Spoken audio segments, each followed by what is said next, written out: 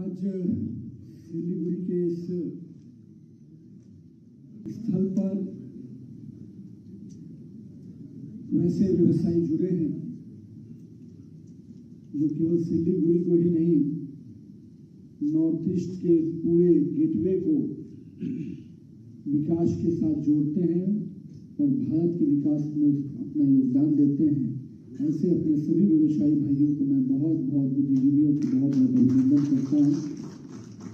हमारे माननीय सांसद आदरणीय राजू बिष्टा जी, डॉक्टर शंकर जी घोष जी अपने एमएलए, आनंद बर्मन जी एमएलए, दुर्गा मलमू जी अपने एमएलए, अरुण मंडल जी अपने डिस्ट्रिक्ट प्रेसिडेंट, इंदिरा बोस जी अपने संचालनकर्ता दीदी को भी नमस्कार, और यहाँ पर उपस्थित सभी अपने मीडिया बंधुगण, हम सबको इस भूमि से बहुत अलग संबंध रहा है, क्योंकि बिहार बंगाल एक समय एक ही प्रांत हुआ करता था। और आज मैं खुद सिक्किम के रास्ते जब भी जाता था तो इसी बंगाल के सड़कों को देखते हुए जाता था, और क्या परिस्थिति थी पहले और क्या परिस्थिति अब बन रही है, वो बदलाव भी हमने देखा है। बंगाल की अर्थव्यवस्था में शुरू से बंगाल एक बड़ा केंद्र रहा है व्यवसाय की दृष्टि से, और आज उस केंद्र को जिस प्रकार से विकसित होना था, जिस प्रकार से इस केंद्र को एक आर्थिक सशक्तिकरण का एक बड़ा केंद्र बन सकता था, शायद वो गुणात्मक और विकास जो होना था इस क्षेत्र में वो अभी नहीं हुआ है। हम मानते हैं कि आप लोगों ने अपने परिश्रम से, अपने पुरुषार्थ से कई चीजें यहाँ पर खड़ी की हैं, लेकिन ये भी सच्चाई है कि पिछले 15 वर्षों में 6000 से अधिक कंपनियां जो यहाँ पर व्यवसाय करती थी वो अब पलायन करके दूसरे प्रांतों में चली गई। कितने बड़े इलाके को रोजगार दे सकती थी, वो रोजगार के आज अवसर को खत्म हो गया। ऐसा पिछले 15 वर्षों में हम लोगों ने देखा है। अभी विकास की चर्चा भाई राजू भाई कर रहे थे, मुझे खुद भी बड़ी खुशी है कि इस केंद्र से को माननीय प्रधानमंत्री जी ने कितना महत्व दिया। कई वंदे भारत ट्रेन इस सेंटर से खुल रहा है और जा रहा है, यानी गुवाहाटी यानी नॉर्थ ईस्ट को कनेक्ट करना, यहीं से कलकत्ता को कनेक्टिविटी, यहीं से बनारस को कनेक्टिविटी, और यहीं से पटना के माध्यम से मुगलसराय के इलाके को कनेक्टिविटी मिल रही है। अपने आप में मैं मानता हूं कि जब आप इस पूरे ज्योग्राफी को देखेंगे तो आपको आश्वस्त होगा कि भारत के मानचित्र में अब सिलीगुड़ी अपने आप में एक बड़ा सेंटर बनकर उभरने जा रहा है।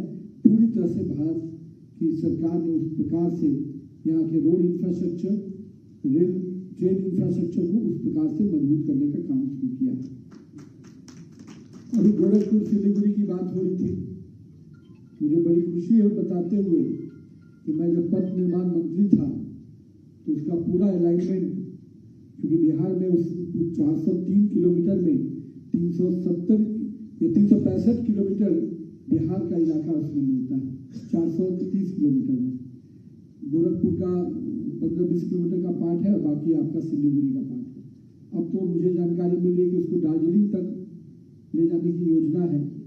तो यानी कितना बड़ा कॉरिडोर बन रहा है, पूरा 6 लेन।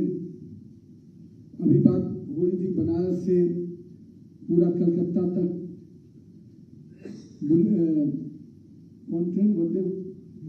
बुलेट ट्रेन की कल्पना साकार हो रही है। प्रधानमंत्री जी ने घोषणा किया। ये सामान्य चीजें नहीं है। बिजनेस वर्ग, व्यवसायी वर्ग समझता है कि अगर बेहतर कनेक्टिविटी होगी तो उनका व्यवसाय ऑटोमेटिक रूप से मल्टीपल होता है। आज हमको ट्रांसपोर्ट के बहुत बड़े सेगमेंट में लोग यहाँ बैठे हैं जो ट्रांसपोर्ट के क्षेत्र में काम करते हैं। कम्युनिकेशन होने से ट्रांसपोर्ट का हो, बिजनेस का हो, टूरिज्म का हो, इस सब सेगमेंट को फायदा मिलता है।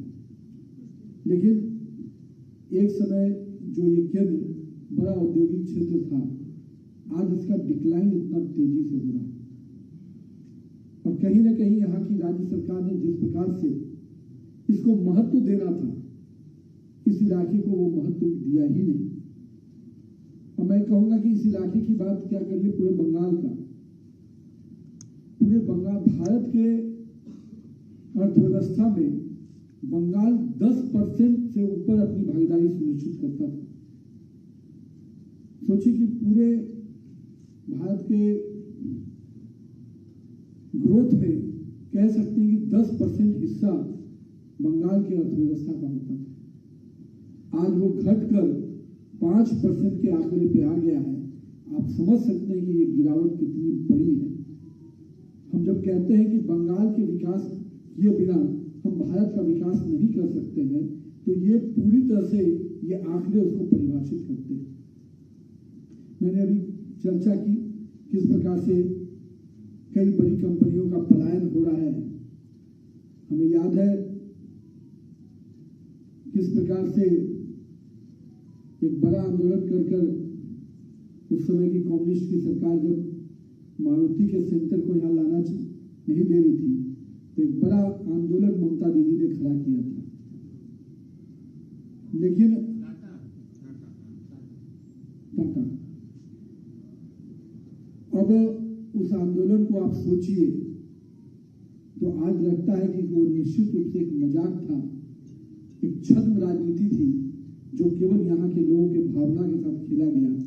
आज 6000 से अधिक कंपनियां उनके शासनकाल में अगर यहाँ से चली गई तो कहीं ना कहीं आपके उस राजनीतिक के उद्देश्य को दिखता है कि आप किस प्रकार से केवल राजनीतिक तरीके से अपने आप को आगे बढ़ाने के लिए एक राजनीतिक मुद्दा बनाया था आपने, उस पर आपका मानसिकता क्या था वो आज दिखता है।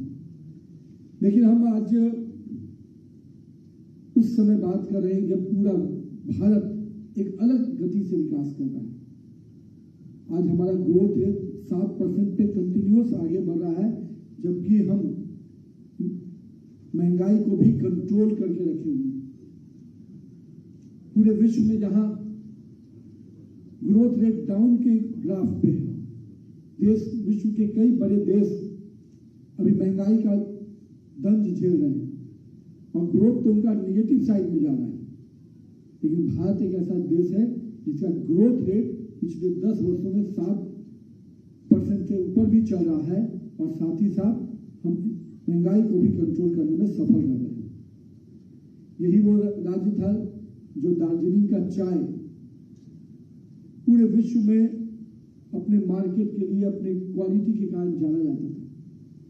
मुझे आश्चर्य हो रहा है कि पिछले 170 वर्षों का जो इतिहास था यहाँ के चाय बागानों का, दार्जिलिंग का, वो अपने सबसे न्यूनतम गिरावट पे आ गया है। यानी सबसे कम उत्पादन पिछले 170 वर्षों में इस पिछले 2-3-4 सालों में हुई। ये दिखा रहा है कि सरकार की नजर में ये विषय है ही नहीं। जो बंगाल का पहचान था, उस पहचान को भी इन्होंने मिटाने में कोई कमी नहीं छोड़ा। चाहे लेफ्ट का हो, चाहे तृणमूल कांग्रेस का हो, इस और पावर हाउस को जो इंडस्ट्रियल पावर हाउस बन सकता था, उसको कहीं ना कहीं पूरी तरह से कमजोर करने का काम यहाँ की सरकार ने किया है। आज पूरे विश्व में नए नए तकनीक आ रहे हैं, नए नए टेक्नोलॉजी आ रहे हैं। जब कई राज्यों में आईटी के हब, सेमीकंडक्टर का सेंटर बन रहा है, उस समय यहाँ पर कोई नया उद्योग औद्योगिकरण विकास के बारे में कोई बात नहीं हो पा रही। आज एआई के इम्पैक्ट का समिट अभी विश्व दिल्ली में आयोजित किया गया। करीब 100 से अधिक देशों के प्रतिनिधि आए, कई राष्ट्राध्यक्ष आए और एआई का जो समिट था वो अपने आप में भारत को लीडिंग कैसे बने एआई की क्षेत्र में, उसके दिशा में माननीय प्रधानमंत्री जी के नेतृत्व में काम आगे बढ़ा। दुर्भाग्य है कई ऐसे लोग हैं जो उसको भी कलंकित करने का प्रयास कर रहे थे। मैं आज इसलिए ये बातें कह रहा हूं कि आपको इस बात का जानने का पूरा हक है कि एक तरफ देश में जो सरकार चल रही है वो कैसे काम कर रही है और एक यहां पर बैठी हुई राज्य की सरकार कैसे काम कर रही है। मैं नहीं सुना, पहले हम लोग जब बीआईटी मिश्रा में हमारी पढ़ाई हुई, बहुत झारखंड का इलाका है, तो हमारे ध्यान में है कि उस समय हम लोग बोलते थे कि दुर्गापुर में इनको नौकरी लग रही है, ये इंडस्ट्रियल एरिया में बंगाल में लोग को नौकरी लग रही है। मेरे कई फ्रेंड्स, हम लोग पढ़ाई लिखाई के दौरान कई सेंटर समझते थे, पुणे में, महाराष्ट्र में, कर्नाटका में, उस समय एक बड़ा सेंटर कलकत्ता और दुर्गापुर था। लेकिन मुझे हाल ही में मैं दुर्गापुर गया हुआ था, जो इंडस्ट्री थी वो भी समाप्ति के कगार पे है और पिछले 10-15 वर्षों में दुर्गापुर में एक भी नई इंडस्ट्री नहीं आ पाई। ये किस तरह की मानसिकता के लोग हैं? और अगर कहेंगे कि यहाँ के लोगों को हक दे रहे हैं, यहाँ के लोगों का सम्मान बढ़ा रहे हैं, तो कौन से लोग का सम्मान बढ़ा रहे हैं? जो लोग यहाँ नौकरी पाते, जो लोग इनका रोजगार कर सकते, उनको आप पलायन के लिए मजबूर कर रहे हैं। और एक तरफ बांग्लादेश से लोगों को लाकर बसाने का खेल चल रहा है। 50 लाख से अधिक अगर यहां पर वोटर लिस्ट में नाम डिलीट हो चुके हैं, जो गलत लोग थे, तो ये बात स्पष्ट दिखती है कि ये लोगों को कौन बसाया, इन लोगों को कौन हक दे रहा था, ये कौन लोग, हमारे लोगों की नौकरी कौन ले रहा था, हमारे लोगों का जो व्यापार था उसको कौन नुकसान पहुंचा रहा था। ये बहुत ही चिंता का विषय है, इसलिए मैंने आपके सामने रखा है। जब हम कहते हैं कि बांग्लादेशी घुसपैठ, तो लोग उसको एक अलग आईने से देखते हैं। मैं स्पष्ट कहता हूं, जो भारत के अंदर रहता है, चाहे वो हिंदू हो, मुस्लिम हो, सिख हो, ईसाई हो, उस सबको उसका हक मिलेगा, पर विदेश के लोगों को लाकर भारत में बसाकर उसको हक देंगे, ये नहीं।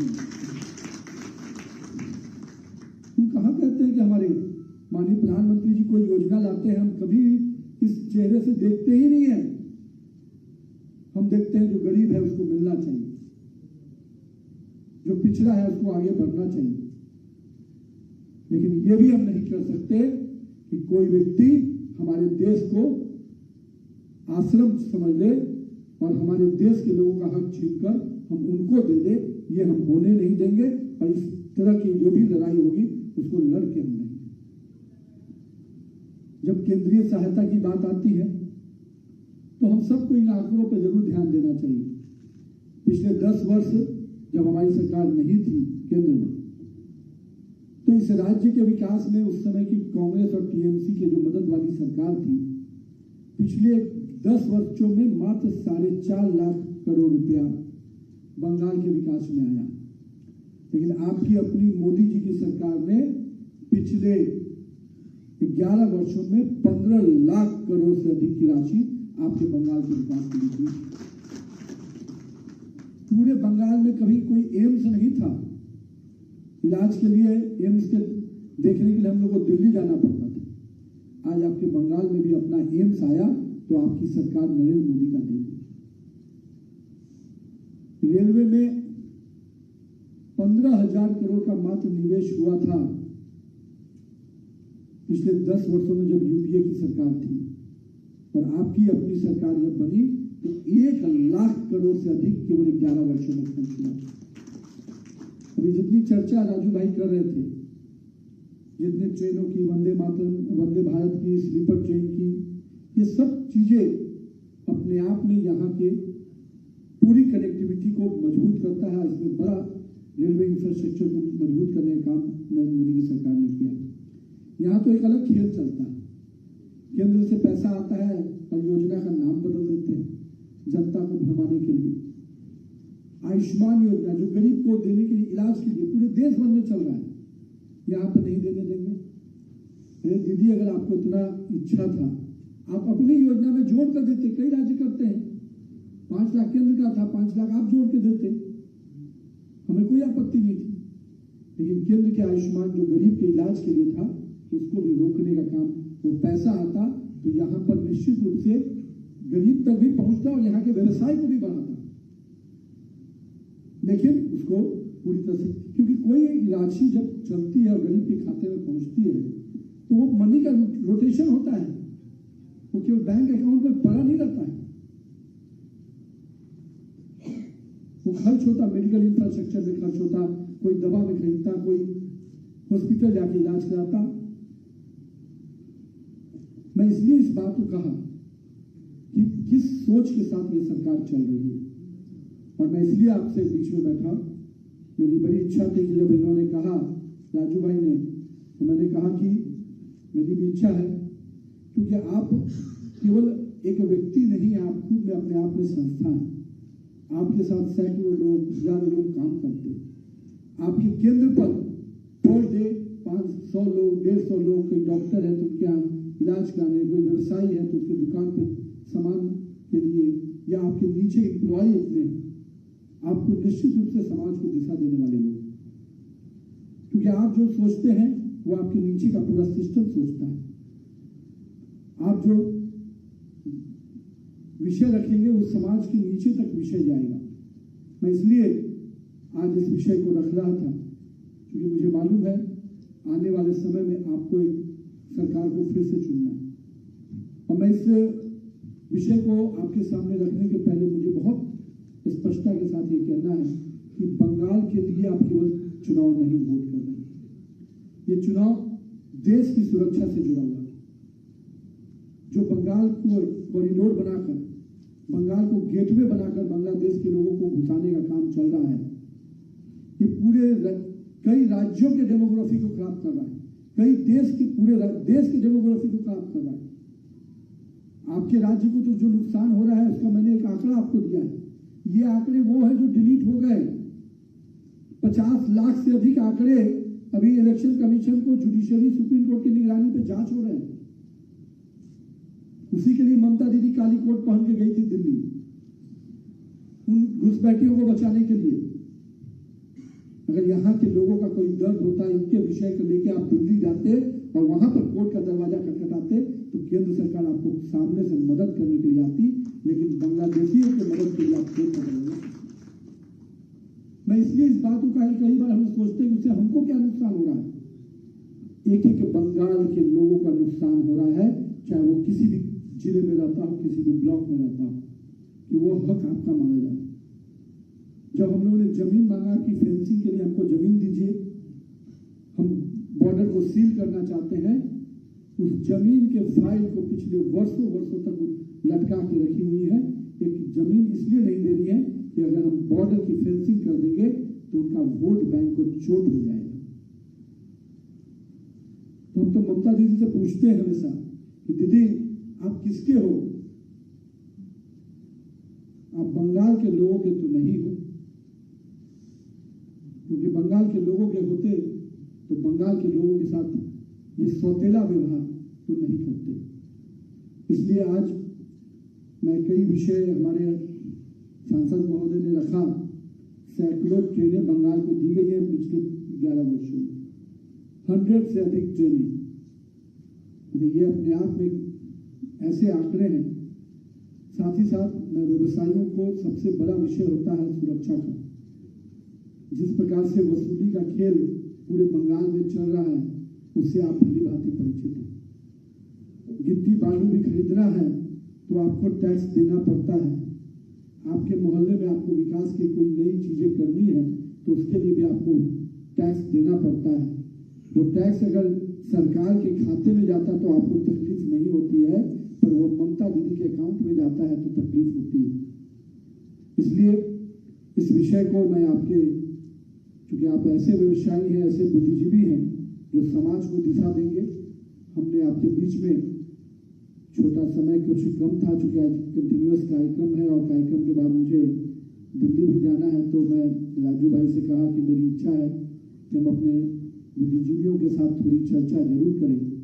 और मैं इतना ही कहूँगा कि आपका ये मत देश को सुरक्षित करेगा। आपका ये मत बंगाल को नया बंगाल बनाने में, विकसित बंगाल में हमारा सहयोग तो करेगा ही करेगा, भारत को विकसित भारत बनाने में भी बहुत बड़ा योगदान देगा। मैं आप सबको आज के दिन उपस्थित होने के लिए बहुत बहुत धन्यवाद देता हूँ। जय हिंद, जय भारत। धन्यवाद अध्यक्ष जी। और मैं सभी से निवेदन करूंगा